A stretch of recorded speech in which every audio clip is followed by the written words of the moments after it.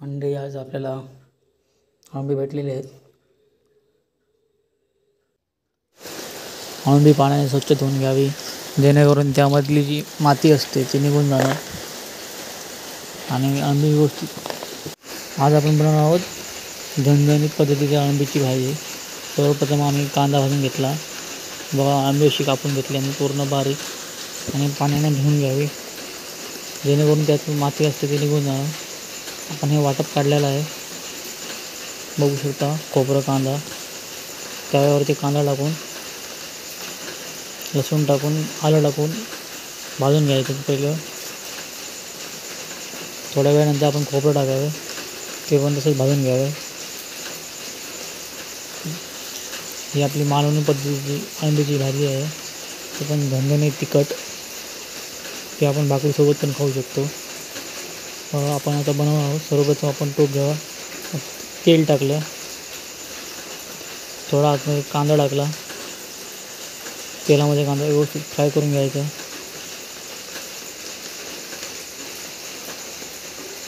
थोडीशी लसूण टाकली, कांदा व्यवस्थित भाजून घ्या. कांदा भाजून झाल्यानंतर थोडासा मसाला टाकावा, लाल मसाला आपला. थोडीशी हळद टाकायची आपण.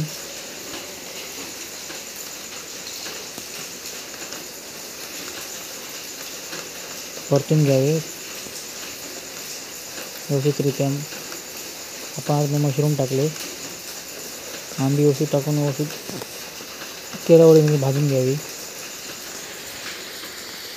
जेणेकरून आतमध्ये पाणी सुकणार आणि आंबीला मसाला मिक्स होणार.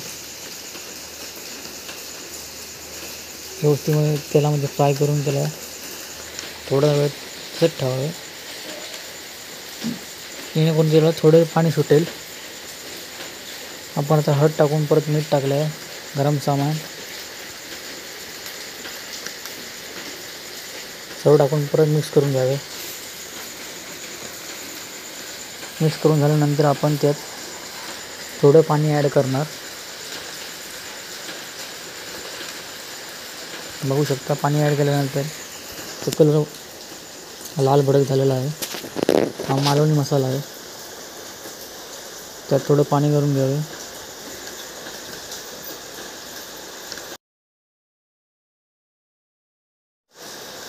मीठ टाकले थोडं, ते आपण तो वाटण भाजून घेणार. भाजलेलं वाटप आहे ना, ते आपण आता मिक्सरला लावणार. व्यवस्थितरित्या पेस्ट करून आतमध्ये टाकणार आपण. बघू शकता त्याला आंबीला उकळा आलेला आहे. मस्तपैकी शिजवून त्यात आपण आता वाटण टाकणार आहोत. बघू शकता वाटण पूर्ण पेस्ट केली आहे जेणेकरून आंब्याची भाजी व्यवस्थितरित्या लागेल. त्याचा कलर आपण कसा देतोय सोप्या पद्धतीप्रमाणे आपण ही भाजी बनवते. बघू शकता आपण. मंडळी आपला व्हिडिओ आवडल्यास लाईक करा आणि कमेंट करा आणि सबस्क्राईब करायला विसरू नका. धन्यवाद.